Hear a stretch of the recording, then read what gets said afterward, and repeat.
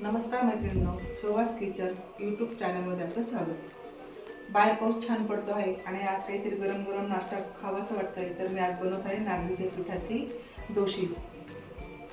तर त्यासाठी घेतलेलं आहे मी नागलीचं पीठ, त्यात थोडंसं मी ज्वारीचं पीठ मिक्स करणार आहे। एक टोमॅटो कापून घेतला, एक कांदा कापलेला घेतलेला आहे आणि अजून त्यात लसूण आणि हिरवी मिरची, दही घेतलं आहे, त्यात टाकण्यासाठी हळद, धने पावडर, जिरे पावडर आणि मीठ आणि एकीकडे मी तवा पण तापत ठेवलेला आहे। चला आता आपण ते मिक्स करून घेऊया पदार्थ एकत्र। त्याच्यामध्ये मी ज्वारीचं पीठ मिक्स करत आहे, कापलेला कांदा, टोमॅटो कापलेला आणि 1 चमचा मी दही टाकत आहे त्याच्यामध्ये। हिरवी मिरची आणि लसणाचं वाटण केलं आहे, ते पण मी चवीनुसार टाकत आहे।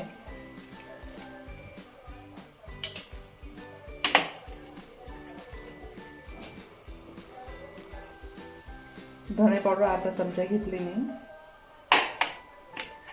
जिरे पावडर,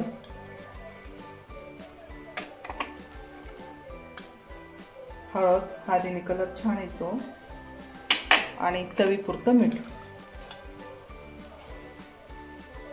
चला तर आपण सगळं आता मिक्स करूया।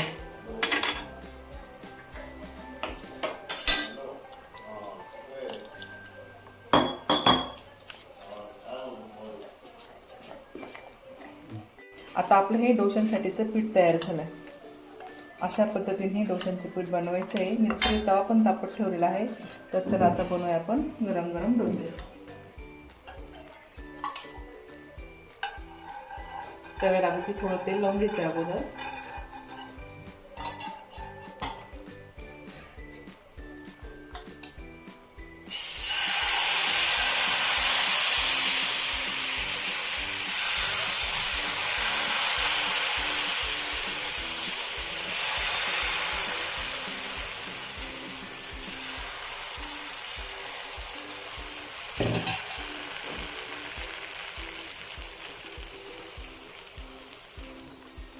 वाफ येण्यासाठी आपण त्याच्यावर ताटली ठेवत आहोत।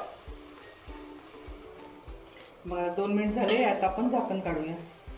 बघ किती छान त्याला जाळी पण पडलेली आहे। पहिला डोसा असल्यामुळे आपण त्याला थोडंसं वरून तेल टाकूया आणि झालं की नाही आपण ते बघू। बघा डोसा कसा नागलीच्या पिठाचा छान तयार झाला।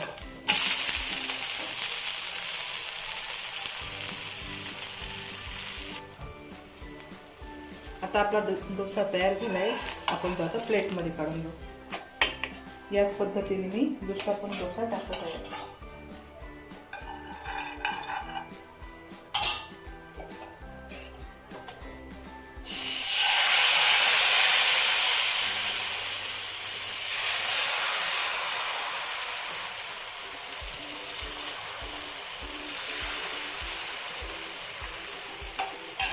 परत आपण याच्यावर 2 मिनिट झाकून ठेवूया। आता आपण याच्यावरती झाकण काढूया आणि आता याला तेल नाही टाकलं तरी चालेल।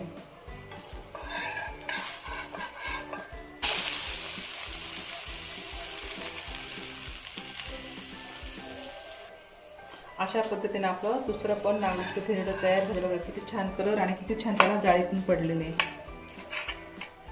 अशा पद्धतीने आपले नागलीचे डोसे तयार झालेले आहेत आणि ते अतिशय पौष्टिक आहेत। तर आपण हे दह्यासोबत खाऊ शकता आणि तुम्हाला आवडले असल्यास कमेंटमध्ये मला कळवा।